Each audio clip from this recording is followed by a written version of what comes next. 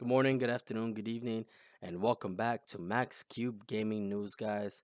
And we are going to do finally the review to one of the most anticipated gaming sequels in a very, very long time, you guys. God of War Ragnarok. Ladies and gentlemen, this game, this franchise is the bread and butter for Sony Santa Monica Studios. And what can I say about this game that hasn't been said?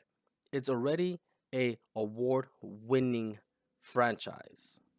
From being the game of the year in 2018 to being the game of the year for performance, the best game of the year for narrative, the best score and music, the best action slash adventure, the best audio design, and the best for innovating in accessibility, you guys. That is roughly 6 awards for God of War Ragnarok. For those who have played God of War, the 2018 reboot slash sequel, you guys know the phenomenal story writing of how they develop Kratos and his son Arterius, and how the word boy has traveled into now pop culture, you guys. So, did God of War Ragnarok hit the expectations, exceeded expectations, or did they come crashing down as Ragnarok, the end of the world, comes through and faces Kratos himself? Well, I could begin with the cons, you guys. The cons of this game, no spoilers, give it a try, is it feels too similar to the original God of War. Now, that's not always a bad thing. You want to have your player base be 100% familiar to the game itself and comfortable, but you also kind of want to challenge the perspective of your gaming audience with something refreshing and new, maybe a different game style, but it feels very, very similar. It feels like a complete copy and paste of what the original had. It's not a bad thing, but I would say innovate, you guys, just a little more. There are a little bit of new features like the shield combat, but I would definitely prefer something a little bit more innovative. The second con, the combat camera system. Switching from multiple targets could be annoying in this game, could cause you a little bit of stress, and could detract from the experience as a whole when it comes to combat. It could have been worked on. Previous generation, a previous game did have a little similar situation, but it wasn't that as bad as this one. So I would say combat camera selection of target definitely needs work.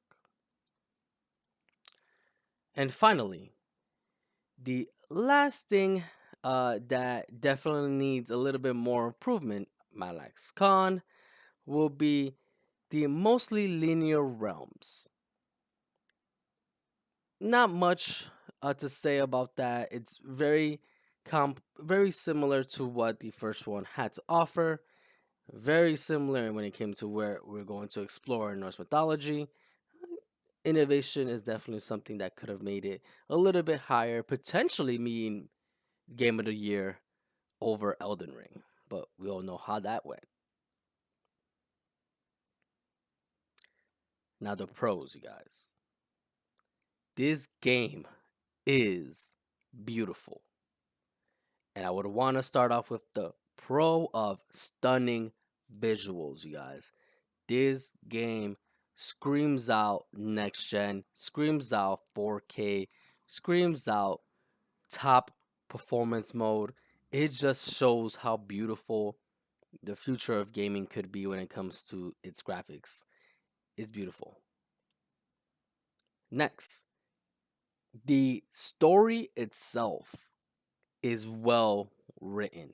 For those who know about Norse mythology, you guys will definitely appreciate how they writ in down and infuse Kratos' mythology and story from the previous games in his first journey to what Norse mythology has to offer, and it's just written so well. And there are moments that you probably will be remembering for a very very long time. Talking about the combat system. The combat system is crunchy. It feels powerful. When you get your hands on an NPC or a boss, you're putting in the works. You're putting in the beats, you guys. You make it you could feel the power Kratos has. The speed and um impact Atiri's arrows has. So the combat system is good. Obviously, a little bit of con when it comes to the camera, but the combat as a whole, phenomenal. The awesome characters, both new and old, you guys. Just the characters themselves, the development. It's part of the writing, but you can have great writing and boring characters. And the characters, the complete unification of the Norse mythology with Kratos and others definitely takes the cake. And finally, the last pro. So 5 pros, a couple of cons, but the last pro, the conclusion. The conclusion of this game is epic, you guys. 3 story-based pros: writing, character development, and the way you end a game makes this game a must have. So, with that being said, the verdict for God of War Ragnarok is a 9.5 out of 10, a must buy, a stamp of approval by MaxCubeGaming.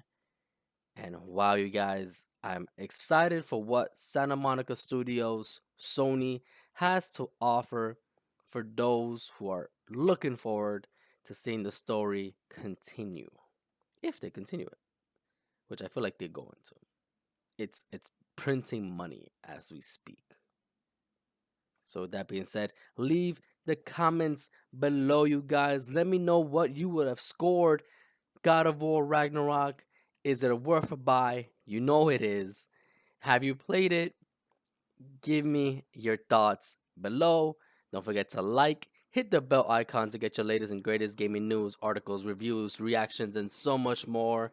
And don't forget that I am live almost every single day, Monday to Friday, playing Call of Duty, playing Pokemon Scarlet, and I would love to see you guys there. So hit that subscribe button as we are on our way to hit our first goal of 500 subscribers and the Elite Custom Trainer Box giveaway, you guys.